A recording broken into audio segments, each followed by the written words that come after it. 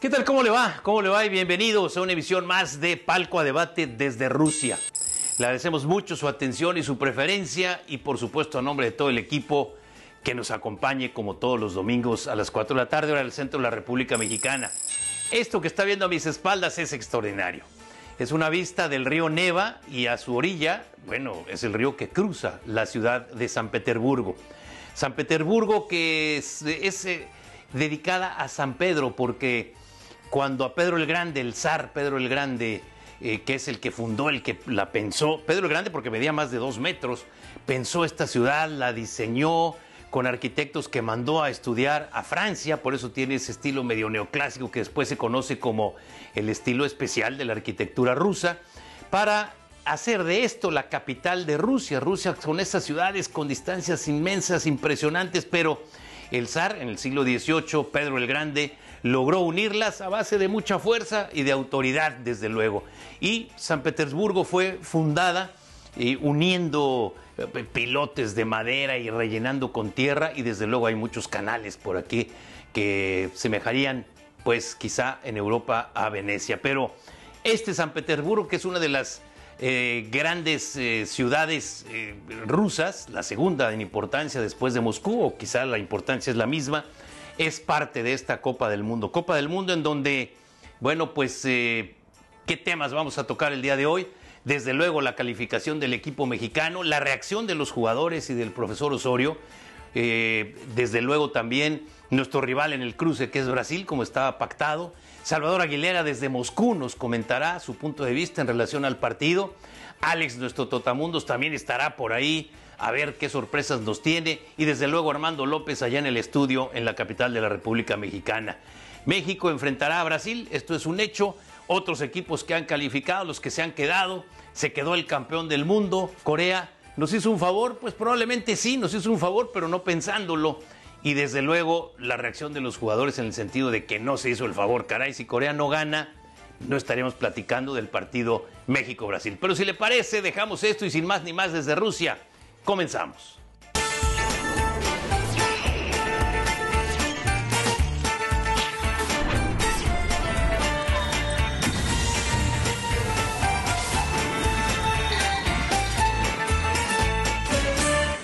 ¿Usted piensa que Zinedine Zidane ya se retiró del fútbol?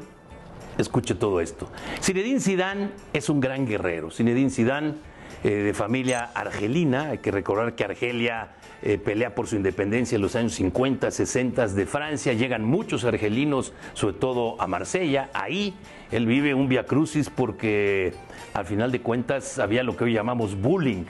Y después, bueno, pues viene un tema que ya les platicaré, su madre, su hermana, él con mucho empuje, el Olympique de Marsella, triunfó, la Juventus de Turín, triunfó, el Real Madrid, que le puedo platicar, y ahí está el Zinedine Zidane de 1998, el Zinedine Zidane, cabeza de aquella selección. Francia 98 logra coronar al equipo francés y reivindicar muchas selecciones francesas que estuvieron, incluso la de Platini, así de alcanzar la Copa del Mundo. Después van al 2002 y es un fracaso absoluto para la selección de Francia. Aquel equipo de Domenech acaban peleándose a golpes en el vestidor y ahí queda fuera la selección de Francia. Sin embargo, esa selección de Francia le llamaban los viejitos franceses, son los que van al Mundial de Alemania 2006. ¿Cómo van? Como nacidos para perder. Ya nadie creía en aquella Francia extraordinaria, la de Barthès, la del propio Zinedine Zidane, la de Thuram, la de Makelele, la de Vieira, la de Ribéry. En fin, toda esa Francia decían, esta es la de los viejitos. Y enfrenta, que esto es interesante, a la joven selección española. La joven selección española de Iker Casillas, de Sergio Ramos, de Puyol, para que no se me olvide ninguno, Javi Alonso, el otro Javi Hernández, Cés Fábregas, Raúl todavía, el Niño Torres, Villa. Estos eran los jóvenes españoles que apostaban sin duda al empuje de Luis Aragonés. Eran realmente súper favoritos para avanzar a la siguiente ronda. Y comienzan con aquel gol de Villa y entonces el equipo de España se va 1-0 y empiezan los coros a despedir a Zinedine Zidane, que había dicho: en cuanto se acabe el Mundial para mí me voy. Recuérdese usted del Zinedine Zidane del Real Madrid. Y comienzan los coros. Yo tuve fortuna de estar en aquel partido. Ahora, Zinedine Zidane, o sea, despidiendo a Zidane.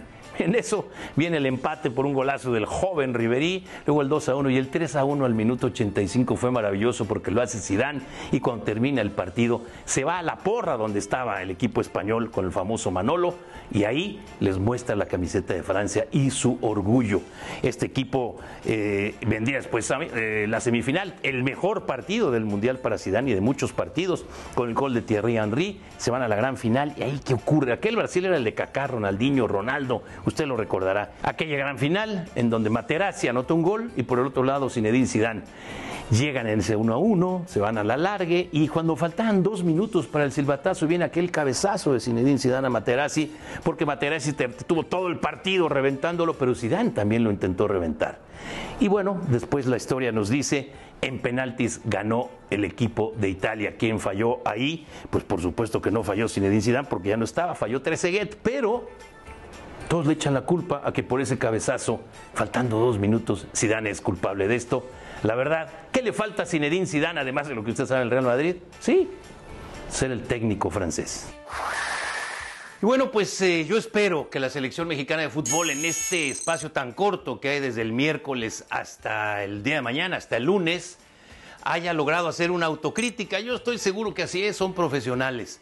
Una autocrítica, una reflexión, la reacción inmediata después del partido, un partido espantoso. Si tomamos en cuenta que desde 1978 nuestra selección no perdía por un marcador tan abultado en una Copa del Mundo. ¿Y esto por qué es preocupante? Porque el equipo había presentado una característica diferente a lo que el profesor Osorio venía mostrando a lo largo de 3 años y medio. Es decir, durante 3 años y medio nuestra selección nacional hizo aquellas rotaciones y aquellos cambios constantes. No repitió alineación en 50 partidos, incluido el de Alemania. Y después nos sorprende a todos con un solo cambio ante Corea.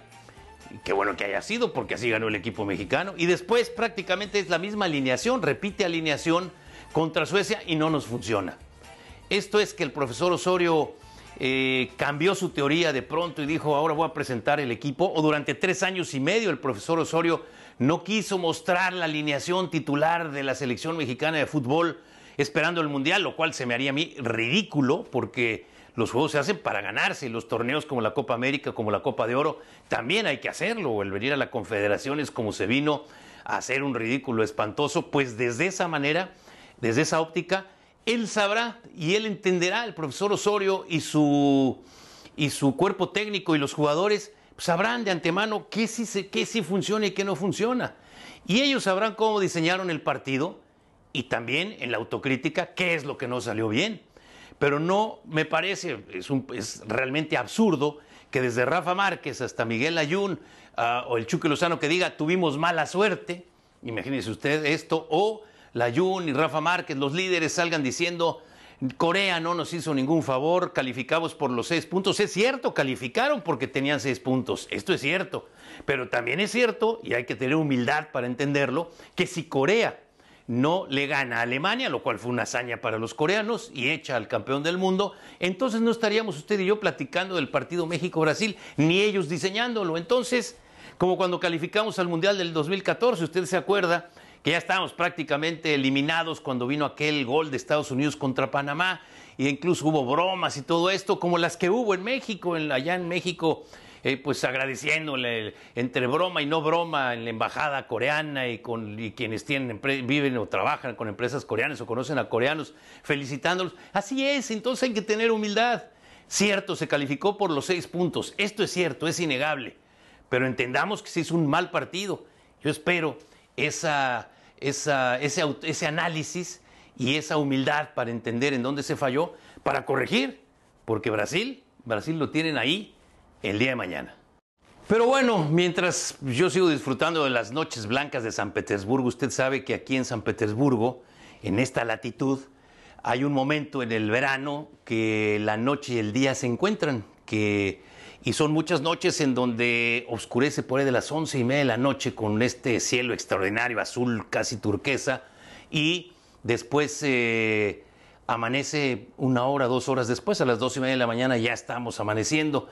Y bueno, pues esto es lo que tenemos aquí a mi espalda. Así que, sin que te quedes así embelesado, mi querido Armando, vamos contigo al estudio de Canal 11, Palco a Debate desde Rusia. Pero vamos contigo al estudio allá en México. Gracias, Alfredo. Te mando también un fuerte abrazo, un saludo hasta la sede de este torneo veraniego. Y pues, ¿cómo no voy a estar contento? Claro que voy a estar contento después de lo que ha sido la actuación del equipo mexicano, que a final de cuentas, y aunque estuvimos nerviosos hace unos días, a mitad de semana para ser exactos, pues el equipo tricolor consiguió por 9ª ocasión en su historia un pase a la siguiente ronda. Ha logrado superar esa fase de grupos que por algunos instantes se vio arriesgada desde el punto de vista, sobre todo de los que nos dedicamos a esto. También no podemos dejar de lado un poquito el hecho de que también somos fanáticos, somos seres humanos y nos poníamos nerviosos. Pero la exhibición que ha dado hasta ahora el equipo tricolor, bueno, pues hace historia, porque independientemente de que en otras audiciones ha logrado superar la fase de grupos, creo que ahora la calidad futbolística de esta generación de jugadores ha convencido no solamente a los aficionados mexicanos, se habla de este equipo como un serio candidato a llegar lejos. ¿Hasta dónde? No lo sé, pero en el mundo se está reconociendo el trabajo de la selección mexicana y esperemos que siga así, viento en popa y logrando objetivos importantes bajo la tutela de Juan Carlos Osorio, que ha convencido a prácticamente todos de su trabajo al frente del equipo tricolor. Vuelvo contigo, Alfredo. Gracias, Armando. Y bueno, pues se fue el campeón del mundo. Esto sí es una nota, como dirían, de 8 columnas. Es una nota importante. Joachim Löw, el técnico de la selección alemana, inmediatamente presentó su renuncia y no hizo... ¿qué le puedo decir? No esperó a que los directivos platicaran con él. Él, por dignidad, por todo lo que representa, por el fracaso absoluto de la selección alemana, campeona del mundo hace 4 años y hace un año campeón de las Copas Confederaciones, que calificó al Mundial arrasando con todos. Algo no funcionó, él lo sabe, probablemente los jugadores, él sabrá qué es lo que ocurrió, pero por dignidad pone la renuncia por delante. Trabajo no le va a faltar, pero la selección alemana tendrá que comenzar un ciclo difícil, ser un ciclo tan exitoso como el que presentó Joachim Löw, pero ahí está. Y bueno, pues se fue el campeón del mundo, abre por supuesto el abanico, ya estamos dentro de una llave, están muy balanceadas las dos llaves de acuerdo a los equipos o de acuerdo a las jerarquías, pero ya no tendremos a Alemania y esperemos que el equipo mexicano dé la campanada y el día de mañana logre eliminar a Brasil. ¿Por qué no? Imagínense en el mismo mundial ganarle a Alemania y a Brasil. Ahora sí que ¿por qué no? Esperando desde luego, insisto, en que la autocrítica haya sido la parte fundamental de este entrenamiento previo al partido contra Brasil. Así que ya no están los alemanes. Esta es una noticia importante para el mundial. Quizá le viene bien. Jerarquías son jerarquías y Alemania empezará a reinventarse prácticamente desde ya. Y desde ya mandamos a un corte desde San Petersburgo, aquí en Rusia, Palco a Debate desde Rusia. Regresamos.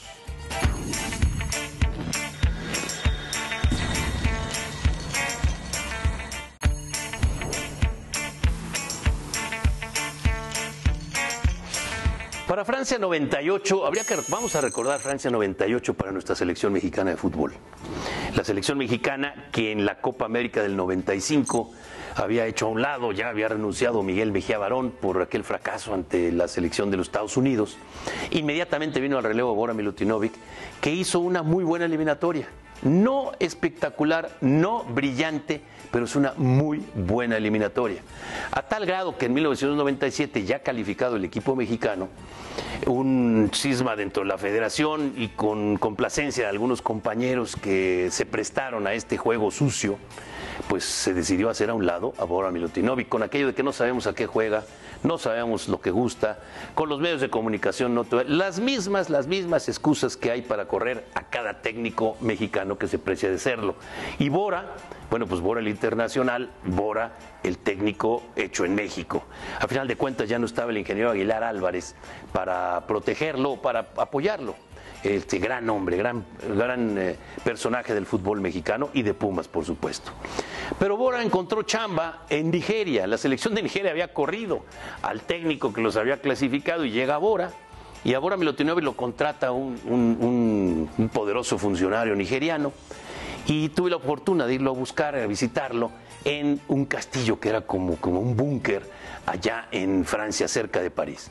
Cuando yo había arreglado ya con Bora el irlo a visitar, me abrieron la puerta, entré, me pusieron en un cuartito ahí, sacaron un café así, de esos así, un café negro muy fuerte, y llegó Bora y empezamos a platicar. Y pasaban los jugadores y se reían y hablaban en sus dialectos o en sus idiomas, y uno no entendía si se estaban burlando de Bora o no. Y le dije, Bora, no te desesperes estar aquí. Me dice, sí, me siento acuartelado, pero es la única forma de que esto funcione. Acompáñeme, ya sabe cómo es Bora, acompáñeme al entrenamiento. Salimos, se fueron ellos en su autobús, yo traía mi automóvil, llegamos al entrenamiento, y en el entrenamiento Bora empezaba a dar unas instrucciones a través del intérprete que tenía ahí, y los jugadores, muchos de ellos jugaban en Europa, se reían y hacían otras cosas y bailaban, y cuando no querían escuchar una instrucción de Bora, cantaban. ¿Qué hacía Bora? Yo respeto. En el camino de regreso, Bora me platica que no le habían pagado y que si fracasaba en su primer partido en el Mundial, ahí lo iban a correr, que ya estaba su sustituto. Palabras más, palabras menos. Y permítame extenderme un poco en este comentario. Bora Milutinovic sabía en dónde estaba parado. De hecho, el día del partido contra España, él llevó sus cosas porque sabía que lo iban a correr. La preocupación de Bora, ¿sabe cuál era? Que el hombre que lo había contratado había muerto en Nigeria, y quien estaba ahora ya no tenía el compromiso, de tal manera que no le habían pagado ni un centavo. Entonces Bora dijo, pues yo necesito rescatar lo que me deben, se llevó sus cosas, y fue aquel partido en donde los astros se alinearon para Bora Milutinovic, como muchas otras ocasiones. Perdían 1-0 con España, parecía que los iban a golear. Viene aquel triste error de Andoni Zubizarreta, da la vuelta a Nigeria, y en el vestidor la Bora lo apapacha, el mismo que lo quería correr, y ahí le pagan. Bora Milutinovic y su trébol de 4 hojas. ¿Cómo lo extrañamos? Y bueno, como les decíamos, San Petersburgo, que nos tiene muchas sorpresas. Este es uno de los símbolos de la ciudad. San Petersburgo es ese puerto que concibió en la imaginación el zar Pedro el Grande, el que no quiso que le pusieran su nombre a esta ciudad, grande de tamaño, 2,5 metros, pero también grande en sus ideas. Y cuando se gestó este puerto, cuando se cambió incluso la capital de Moscú a esta zona, entonces, bueno, pues el comercio de Rusia, que eran ciudades aisladas, se dio por aquí. Pero bueno, estamos en el Mundial, y calificar como sea, a cualquier precio, hay que calificar. Por esto Argentina tuvo un revulsivo, yo le diría que más que revulsivo, una revolución dentro de su estrategia, dentro de la estrategia de grupo. Rebasado el presidente de la Asociación Argentina de Fútbol, rebasado el técnico Jorge Sampaoli, aunque no le creen ni el Padre Nuestro. Rebasados muchos jugadores. Al rebasado Maradona con sus desplantes y con sus majaderías.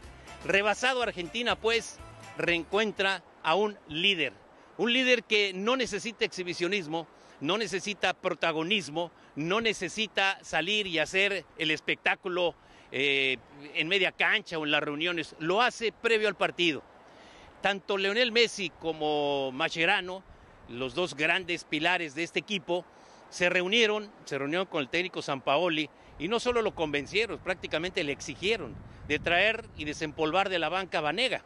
Este jugador, que es el primer jugador argentino en el Mundial que logra combinar 5 o 8 pases.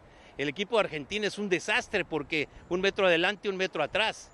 Pero Banega es el jugador en quien confía Leo Messi, en quien confía Mascherano, y es el jugador que le dio de alguna manera una pequeña pausa a este equipo que pasa como sea. Califica de agonía, de lágrima, de, ¿qué le puedo decir?, mucho más emocional que técnicamente, pero ya está ahí Argentina. Y Francia, no esperaba encontrarse a Argentina tan pronto, pero creo que a Francia le conviene más ya de explotar al final de cuentas. Croacia, que está en contra de su historia, el equipo de Croacia, con la mejor media cancha que hemos visto en este Mundial. Yo creo que es la mejor media cancha del Mundial, con Modric, con Kovacic, con Mandzukic. Es un equipazo que hay que ver ahí, como hay que ver a Bélgica también, como los dos caballos negros de esta Copa del Mundo. Pero un punto importante aquí, sin duda, es el liderazgo de Lionel Messi. Eso es fundamental. La gente le echa la culpa de todo. Los argentinos lo endiosan y al día siguiente lo idolatran. Es Lionel Messi al que esas cosas le entran por un oído y le salen por el otro. Es un líder auténtico que no necesita ni presentación, ni protagonismo, y mucho menos andarse exhibiendo. Pero bueno, voy contigo, Alex, nuestro compañero que es el Trotamundos y que está haciendo su recorrido por Rusia. Bueno, pues vamos contigo, Alex, a ver qué sorpresa nos tienes. La Copa del Mundo ya empezó en Rusia. En los alrededores de la Plaza Roja se siente la invasión latina poniéndole sabor y haciéndose vibrar. Las calles se inundan con gente de todos lados. Primero se encuentran los colombianos con banderas, camisetas y al ritmo de cumbia. Denotan por qué son una afición noble. La vueltica. Lo más importante es que todos somos latinos. Y en este continente, que es el 60% de todo el mundo, todos estamos como latinos unidos, porque nosotros somos más grandes que cualquier continente. A unos cuantos metros se ubica la hinchada argentina, quienes desatan toda su euforia.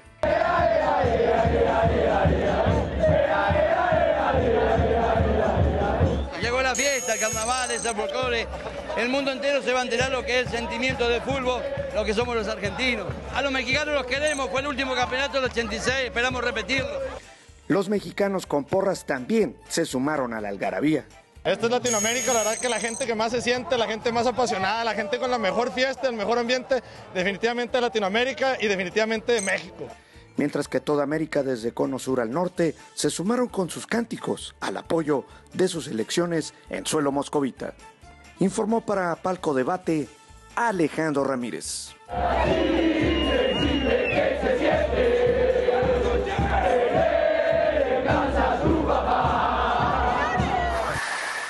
Estamos ya en la etapa de la ronda de octavos de final de este torneo en Rusia, lo que nos permite pues seguir analizando, buscando ahí los números, las estadísticas de lo que fue la fase de grupos, situación que no nos es ajena porque sigue perteneciendo a este torneo que se sigue desarrollando. Y lo que podemos destacar es que hubo dos selecciones que debutaron precisamente ahora en Rusia. Se trata de Islandia y se trata de Panamá. Ellos no pudieron superar la fase de grupos, pero de lo que pueden estar tranquilas estas selecciones o estos representativos es que no se fueron en blanco en cuanto a sobre todo goles anotados. A lo largo de la historia, la mayoría de las selecciones que llegan a este tipo de torneos normalmente se van sin conseguir un solo punto y lo que es peor, un solo gol. El equipo islandés a través de Alfred Finguson consiguió su primer gol en este torneo frente a Argentina. Panamá lo hizo frente a Inglaterra en esa masacre que todos recordamos, 6-1, digo, no es nada para enorgullecerse, pero Felipe Baloy precisamente evitó que se cumpliera esa estadística de que equipo que llega a la fase final de este torneo mundial siempre se va con las manos vacías. Creo que es un buen aliciente, no es consuelo de tontos, pero a final de cuentas estos conjuntos cumplieron, digamos, en ese sentido que no se fueron con las manos vacías. Seguramente para lo que será el torneo en 2026 habrá muchos casos de estos porque se va a incrementar el número de representativos, muchas selecciones que llegarán por primera vez a esta fase final, pero a lo más que van a aspirar en ese momento es a lo mismo, no a alcanzar una ronda de octavos de final, no a superar la fase de grupos, sino simplemente a tratar de ganar un partido o lo que es peor, simplemente a conseguir 1 o 2 goles como lo hicieron Panamá e Islandia en esta ocasión. Regreso contigo. Y bueno, como habrán visto, dicen que Chicago es la ciudad de los vientos, ¿no? Así se le conoce. Pues San Petersburgo no le queda muy atrás, ¿eh? Yo creo que la ciudad de los vientos sale de aquí y llegan hasta Chicago. Usted lo estará observando prácticamente todo el día, todo el tiempo. Y es lógico porque el río Neva, que está aquí a mi izquierda, el río Neva trae y que sale hacia el mar, sale hacia el Golfo de Finlandia.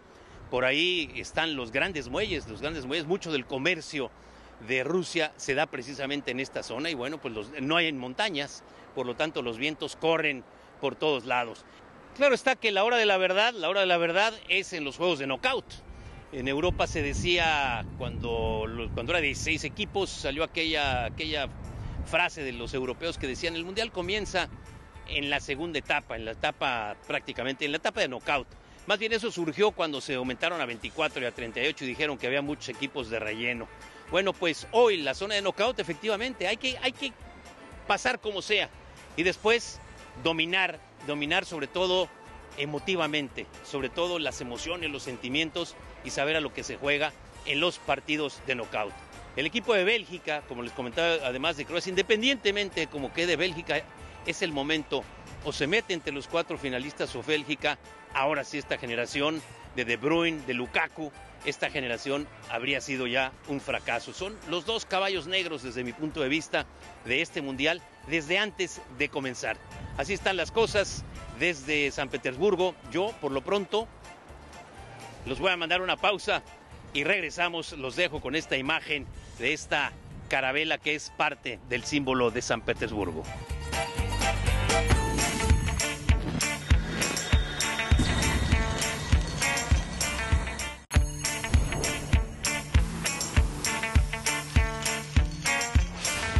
Japón-Corea 2002. La selección argentina no iba bien. Marcelo Bielsa los traía, pero había problemas en aquel equipo. Le ganan apenas 1-0 a Nigeria y pierden con Inglaterra con un golazo de David Beckham. El partido en donde se la jugaban todas eran contra Suecia en Miyagi. Los tren bala nos permitían llegar prácticamente el mismo día y prácticamente regresarnos a la medianoche, y había corridas especiales, sobre todo para las estaciones que estaban cerca de donde se jugaban los partidos. Miyagi absolutamente argentino, jugaban contra Suecia. Suecia con empatar calificaba y echaba a los argentinos, y Argentina tenía que ganar. Un partido en donde hubo, ¿qué le puedo decir? Paradones del portero sueco, pelotas al palo, jugadas en donde fallaron. Todo lo que le pudo pasar a Argentina le pasó aquella ocasión. Para el colmo, Suecia se fue arriba por ahí del minuto 10 del segundo tiempo, y hasta el minuto 88 por fin entra un gol argentino que lo hace Hernán Crespo, y los argentinos en la locura, en la parafernalia, ya se sentían en la siguiente ronda, solo que les restaban 2 minutos y la compensación, y al final del camino pierde Argentina. No sabe usted, parecía que hay un cementerio. Yo me apuré en aquella ocasión y salí corriendo hacia el tren. Estaba cerca de 1,5 kilómetros, 2 kilómetros de la estación de Miyagi. Tomé mi lugar donde me correspondía, y ahí de pronto el tren no salía cuando tendría que salir, y no salía. Y de repente llega una horda de argentinos y llenan el tren.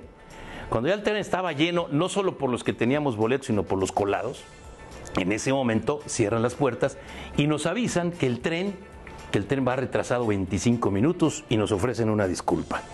Por ahí de las 2 horas y cacho nos vuelven a avisar que ya están en itinerario y que ya no nos preocupemos.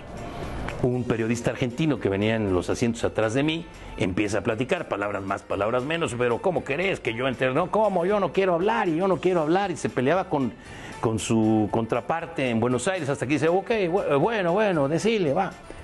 Y lo que dice este hombre es impresionante. Dice, compañeros argentinos, compatriotas, es como discurso, hoy les puedo decir que Dios no es argentino. Y colgó el teléfono.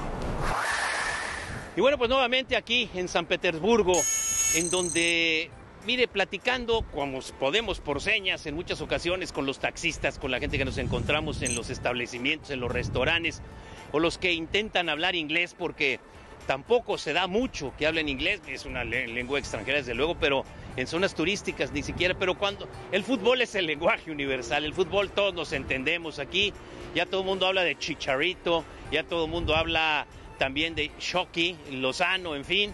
Ya el equipo mexicano se ha metido en el sentimiento de muchos aficionados rusos. Y cómo no, porque es el equipo que mejor fútbol desplegó en esta primera fase de esta Copa. Pero un punto importante aquí es que los rusos entienden, saben que su equipo, habiendo calificado, ya cumplió.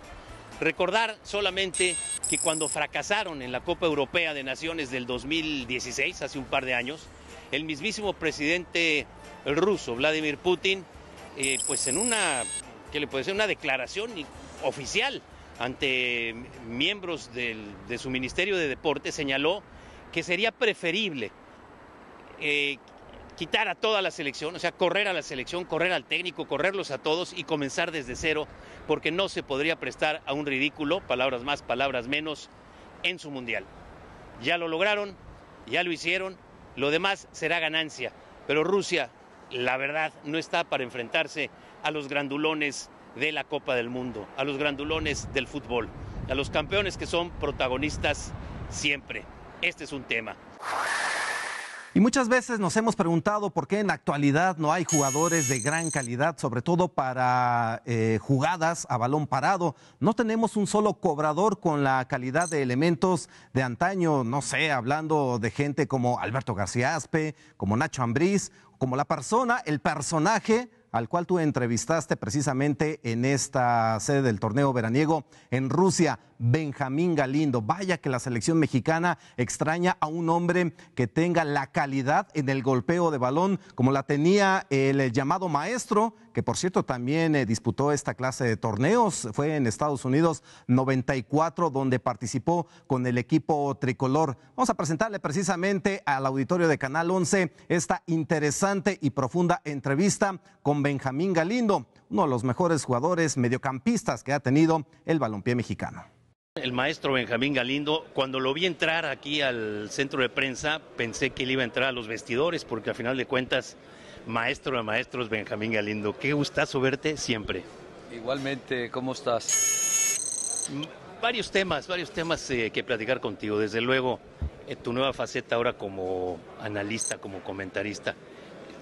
Es difícil la parte de soltarse, ¿no? Pero ya que te sueltas es como las aceitunas, sacas la primera y las demás salen, ¿no? Sí, realmente en un inicio te cuesta porque no estás acostumbrado, pero conforme va pasando el tiempo agarras mayor confianza, te sientes realmente con la gente que trabajo en confianza, te hacen sentirte a gusto y eso te viene bien, porque ya con la experiencia, con todo lo que te sucede dentro de los torneos importantes, vas agarrando experiencia.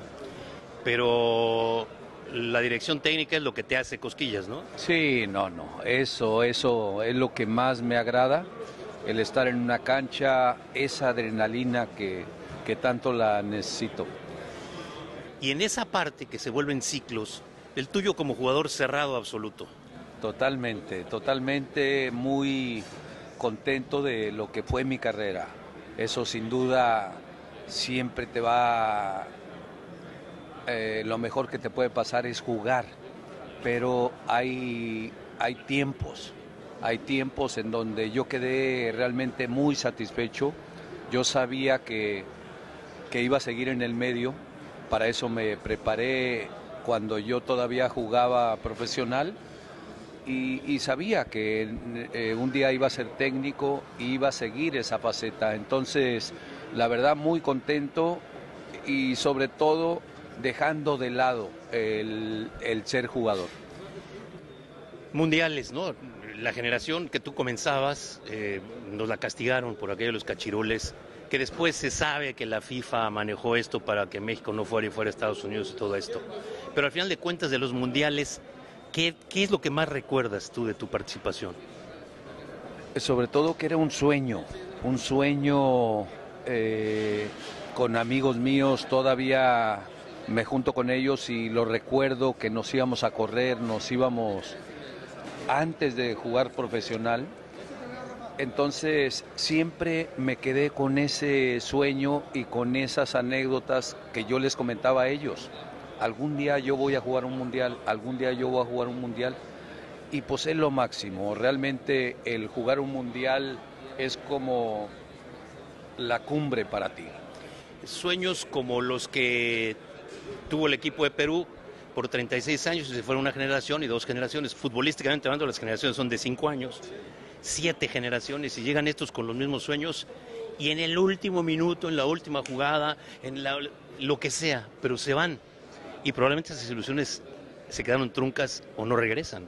Sí, así es. Como automáticamente en 2 partidos se te van muchas cosas. ¿Por qué? Por no aprovechar. Ellos tuvieron su posibilidad y una gran posibilidad. El no haber convertido el penal, Cueva. Entonces, de alguna manera, cada uno tiene sus oportunidades y por algo estás donde estás. A algunos les va bien, a otros no tan bien.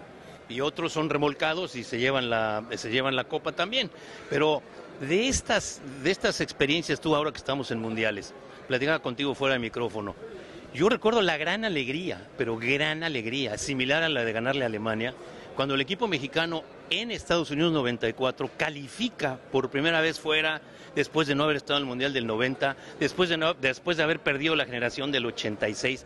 Yo recuerdo la misma alegría, lo que pasa es que se nos va, Benjamín, se nos va. Sí, por supuesto, yo creo que es memoria, como tú dices, memoria, el recordar, el recordar siempre todos esos momentos, los buenos y los no tan buenos. ¿Para qué? Para realmente que vivas y lo sientas realmente como se debe de sentir una Copa del Mundo.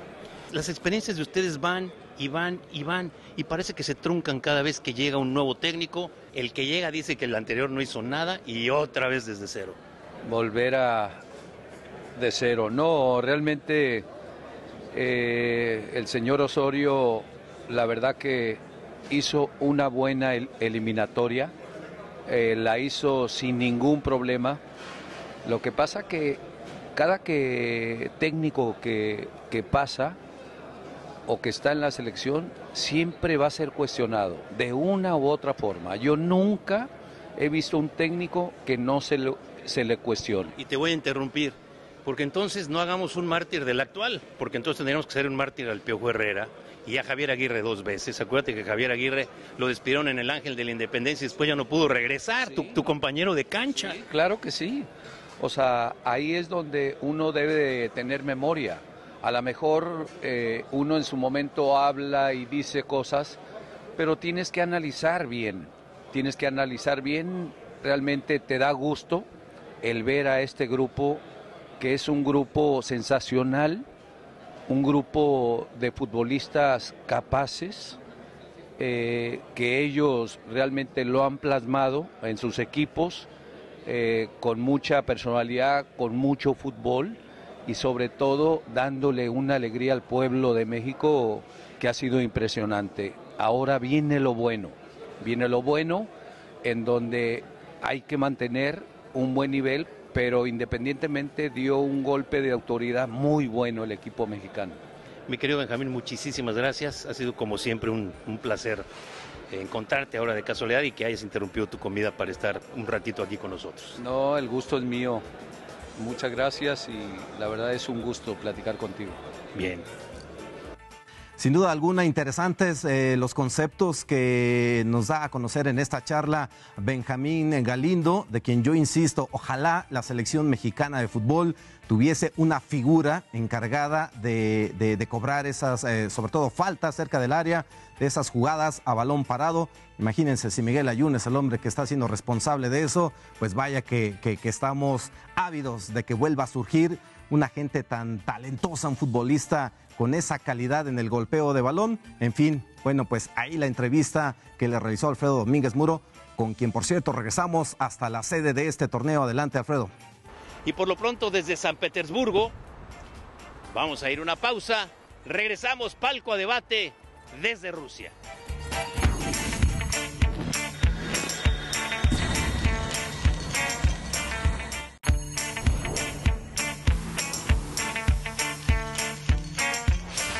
En ocasiones nos falla la memoria histórica. Aquel proceso para calificar a Japón-Corea 2002 fue dramático.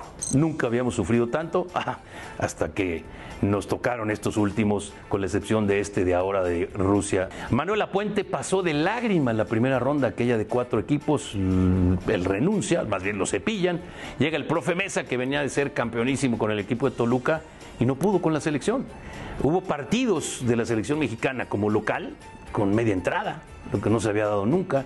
Y bueno, después de aquel aztecaso de Costa Rica, en fin, lo de Honduras, y llega el relevo Javier Aguirre con la consigna de sacar 4 victorias de 5 partidos. Lo logra Javier Aguirre de la mano de Cuauhtémoc Blanco, al que le dio toda la libertad, y Cuauhtémoc hizo aquel gran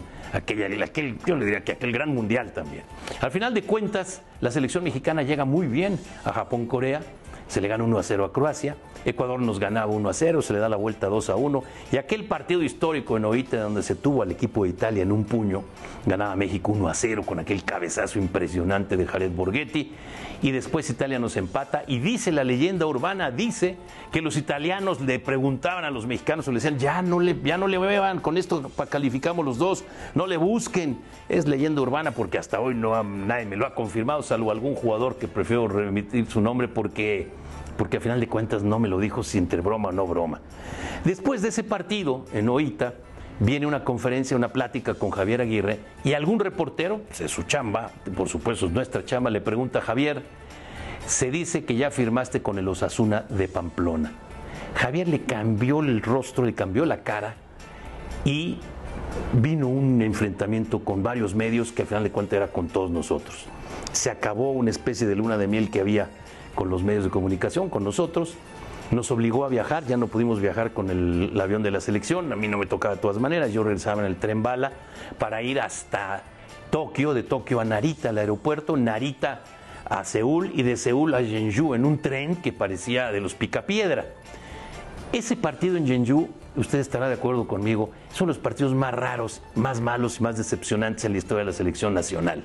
Todavía el cambio en donde entra García que para despedirse, para nada. Y fue contra Estados Unidos y fue la tarde de Landon Donovan. Ahí nos quedamos. Javier Aguirre y el grupo se rompieron antes del partido.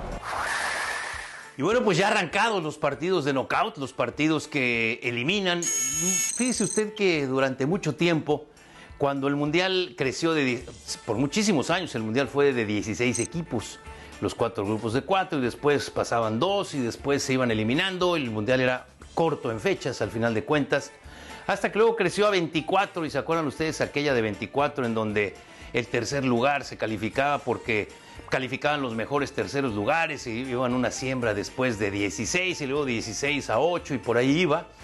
Y luego se fue a 32, que es el sistema actual, y pronto será de 48. Bueno, cuando se pasó a 32, me parece, o a 24, quizá no recuerdo bien, equipos de la Unión Europea del Fútbol, los equipos mandones en el fútbol, señalaron que el verdadero mundial comienza después de la fase de grupos. Que en la fase de grupos vemos a muchos equipos que son pues solamente invitados o que están aquí de casualidad o que vienen pues solamente de relleno, van a jugar sus 3 partidos y se van. Pero que el verdadero mundial comienza en la zona y en la fase del knockout. Yo le diría que no es tan claro esto, porque lo que comentábamos al principio del programa, Alemania ya no está y todavía no llegó a la zona de los knockouts. Este es un punto importante. Costa Rica, que había hecho un gran mundial en 2014, vino a menos y mucho menos el equipo de Costa Rica. Y Suiza, que es un equipo que había estado a la mitad de la tabla en Europa, hoy se está colocando y se está consolidando ya como uno de los equipos, si no mandones, sí de los grandes retadores. Croacia, Bélgica, los caballos negros desde el principio han cumplido en la etapa de grupos lo que esperábamos de ellos. Ser los caballos negros, ser 2 equipos protagónicos, pero hasta ahí. Está muy abierto todo el tema en cuanto a los equipos que pueden estar. Obviamente se reubica también la gente, porque el Mundial también se juega por parte del público. La gran afición que vino de Perú, por ejemplo, o de Panamá, que vinieron también muchos, o los alemanes, que ahora sí que compraban boletos para 3 y casi que hasta la final, pues estarán vendiendo sus boletos. Y viene esta nueva etapa que ya estamos viviendo, con menos gente, yo le diría que con menos gente al Mundial, pero mucha gente en la parte turística. Esta ciudad se llena también como una torre de Babel. Los que estuvieron por acá rondando en otros lados han caído en San Petersburgo y en Moscú, que son las ciudades clave, las ciudades más turísticas. Así que el Mundial también se juega. Nosotros, los medios de comunicación, también jugamos nuestro Mundial. Varios compañeros colegas de otros países pues, se han ido. Nosotros todavía estamos aquí, todos los mexicanos, pero hay compañeros que el día que se vaya la selección mexicana, se regresarán ellos. Y como yo les he dicho, pues que les manden viáticos, porque esperemos que los nuestros avancen y fuerte. Bueno, pues Salvador Aguilera desde Moscú nos tiene su punto de vista en relación al partido de México-Suecia. Así que si le parece, vamos con Salvador Aguilera desde Moscú. Alfredo, como siempre, me da mucho gusto saludarte. Hay varias cosas que platicar después de esta derrota sufrida por la selección mexicana en la Copa del Mundo frente a Suecia, tercer partido, la fase de grupos cerrándose en el sector F. Y bueno, en Ekaterimburgo, México encontró su primer golpe que lo pone con los pies en la tierra. Sí, Suecia nos volvió a poner con los pies en la tierra en esta Copa del Mundo. Mucha euforia después de la victoria frente a Alemania. No se diga también el triunfo en Rostov frente a la selección de Corea del Sur. México con 6 puntos. Todavía no estaba clasificado. Ironías que tiene el destino. Suecia salió a jugarse todo, absolutamente todo en este partido y consigue una victoria importante. Pero vamos a analizar el cómo se dieron las cosas de esta selección mexicana. Primero, porque Osorio, fíjate que 50 partidos nunca repitió alineación y se le ocurre hacerlo ahora. Y después menciona, y esto lo dijo en la conferencia de prensa, que nunca había jugado con línea de 4, se le ocurrió repetir la alineación, jugar con línea de 4 y no de 3 como normalmente lo hace. Él considera que descuida el juego aéreo de los suecos y bueno, México se complica la vida, que no tuvo salida, sobre todo señala que fue devastador para él ver que a los 13-15 segundos de partido México ya tenía un jugador amonestado, el caso de Jesús Gallardo, y que eso empezó a confundir a la selección mexicana. Bueno, si en una Copa del Mundo no tienes capacidad de reacción, yo no sé, Alfredo, qué estamos haciendo aquí. La verdad es que México en el primer tiempo se va 0-0. Si en algo se había equivocado Juan Carlos Osorio, realmente tuvo tiempo para corregirlo inmediatamente en la parte complementaria, porque a los 5 minutos te meten el primer gol. Después viene una serie de conciertos y de errores de la propia selección mexicana, incluso en el penalti es un balón perdido en el centro del campo entre Salcedo y Moreno. Y después Moreno es el que va recuperándose y comete la falta porque ya llegó desesperado a esa acción. En fin, México se fue equivocando poco a poco en el partido, se fue confundiendo también en el partido y al final, pues bueno, un desastre. La verdad es que yo no sé si esto sirva como aviso para la selección mexicana o de plano esta confusión que provoca el combinarse 2 triunfos y de repente una derrota muy dolorosa tenga internamente sacudido el equipo. Es una incógnita. México sí está clasificado a la siguiente ronda del Mundial, pero regresan las dudas, Alfredo. Otra vez estamos esperando a ver si México tiene esa capacidad de alcanzar o no el 5.º partido. De milagro y gracias a lo que hicieron los coreanos frente a Alemania, México está clasificado. ¿Qué hubiera pasado si Alemania consigue la victoria, se anota de último momento? En fin, muchas cosas se pudieron haber presentado y de suerte, con 6 puntos increíblemente, México está clasificado a la siguiente ronda. México tendrá que ir a Samara a jugar el 2 de julio con este cruce que se está dando con el grupo E de Brasil, de Serbia, de Suiza y también de la selección de Costa Rica. Espero que Juan Carlos Osorio tenga la capacidad del autoanálisis, de entender que él fue el que se equivocó, esperando que se pueda recuperar en el siguiente partido, porque muchos de los aficionados que vinieron hasta acá, y además de las palabras de Javier el Chicharito Hernández, más toda la afición que está viendo y siguiendo desde diversas partes del mundo a este conjunto tricolor, está ilusionado. Quieren ver a México disputar al menos el 5.º partido de una Copa del Mundo y si se puede más, que sea más. Pero quedó claro, el día de hoy Suecia volvió a poner a México con los pies en la tierra. Me da mucho gusto saludarte, Alfredo. Saludos, un abrazo. Y bueno, pues antes de finalizar nuestro programa, por supuesto agradecerle a todo nuestro grupo, a todo nuestro equipo de trabajo, tanto allá en México como aquí en Rusia. Gracias a Salvador Aguilera desde Moscú, Larisa Granados encabezando la producción ejecutiva, a Ernesto Trejo, Claudio Martínez de Pinillos, nuestro grupo de camarógrafos también, nuestros switchers y todo el staff, a Guadalupe Camargo, que nos ayuda en la parte administrativa, en fin, a toda la gente que hace posible este programa Palco Debate, en este caso desde Rusia. Gracias por todo su apoyo, pero principalmente a usted que nos hace el favor de acompañarnos domingo a domingo y que en este esfuerzo que estamos realizando en conjunto Canal 11 y Palco a Debate, bueno, pues qué mejor que tener la satisfacción de que ustedes están con nosotros viéndonos en este programa. ¿Cuál sería la conclusión de todo lo que hemos venido platicando, de esta intensidad en la semana, después de aquel triunfo ante el equipo de Corea, antes el triunfo ante el equipo de Alemania y después el golpazo en donde Suecia nos pasa por arriba. Primero, que eso ya pasó, que el equipo mexicano lo que está haciendo ahora y lo que tiene que hacer ahora es olvidarse de esto, que ya seguramente ocurrió, que ya lo digirieron, y preparar el partido ante Brasil, ante el juego bonito de Brasil. Fíjese usted que si observa el partido de Brasil contra Serbia, el juego bonito apareció solamente hasta que Brasil ya iba ganando, hasta que comenzó a cuidar el resultado. Y esto seguramente el profe Osorio y su gente ya lo detectaron. El otro punto importante es que ojalá se haya hecho una autocrítica y un balance de qué es lo que falló ante Suecia para que no vuelva a ocurrir. Supongo que el profesor Osorio hará un parado táctico diferente al que realizó contra Corea, contra Alemania y contra Suecia, que ya contra Suecia ya no le funcionó jugar como ante los alemanes. Pero eso es una suposición, esa es una responsabilidad del profe Osorio. ¿Tiene el grupo todo nuestro apoyo? Por supuesto. Y mire usted que la van a hacer con nuestro apoyo, sin nuestro apoyo. Pero claro que lo tienen y claro que queremos nosotros que gane México y claro que queremos que el equipo mexicano avance y siga hasta donde puedan llegar en este mundial. Que sueñen como nos han puesto a soñar a todos, pero no se gana esto con sueños, ni se gana esto con emociones, ni se gana con sentimientos.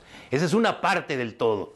La parte más importante y fundamental es conjuntarla con el talento, con la teoría, con el trabajo, con la disciplina y con el convencimiento a lo que pide, en este caso, el cuerpo técnico y lo que los jugadores saben poner. Y ya después, todo lo demás que es la parte emotiva. Y ambas cosas las tienen. Así que esa autocrítica ojalá haya funcionado, que nos vaya bien el día de mañana como, ¿qué le puedo decir? Como selección nacional y nos den esa satisfacción y que hagan todo lo que tienen que hacer y lo demás yo le diría que vendrá solo. Para quienes somos creyentes, pues yo les diría una frase extraordinaria de San Ignacio de Loyola, yo que me eduqué en colegios jesuitas. Y decía San Ignacio de Loyola, palabras más, palabras menos, haz todo lo que esté de tu parte. Y luego déjalo en manos de Dios. Gracias desde Rusia, Palco a Debate. Nos vemos la próxima semana.